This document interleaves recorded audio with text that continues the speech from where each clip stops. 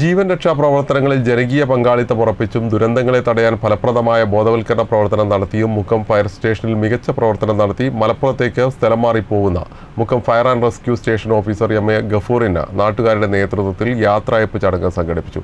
നിരവധി പേരാണ് ചടങ്ങിൽ പങ്കെടുത്തത്.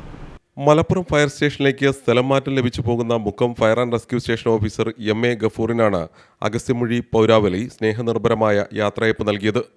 ദേശീയ പുരസ്കാരങ്ങളടക്കം ഒട്ടേറെ അംഗീകാരങ്ങൾ ഏറ്റുവാങ്ങിയ അദ്ദേഹം 3 വർഷത്തോളമായി മുക്കം ഫയർ സ്റ്റേഷൻ ഓഫീസറായി ജോലി ചെയ്തു വരികയായിരുന്നു.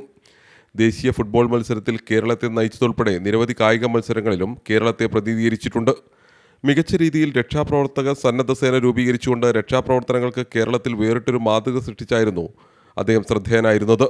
മുക്കം നഗരസഭ 12ാം ഡിവിഷൻ കൗൺസിലർ റൈനീഷ് നീലാംബരി അദ്ദേഹത്തിന് ഉപഹാരം നൽകി. നഗരസഭ ആസൂത്രണ സമിതി vice chairman E K Abdul Salam ചടങ്ങിൽ അധ്യക്ഷനായിരുന്നു. Assistant station officer C Manoj, civil defence അംഗങ്ങളായ Ayisha Mavoor, C A Hairunisa, N K Rukkiya, C Ramla Beegum, fire ഓഫീസർമാരായ സതീഷ് സി ചെറിയാൻ, എൻ രാജേഷ് തുടങ്ങിയവരും സംസാരിച്ചു. എം എ ഗഫൂർ മറുപടി പ്രസംഗം നടത്തി. CTV പ്രാദേശിക വാർത്ത, മുക്കം.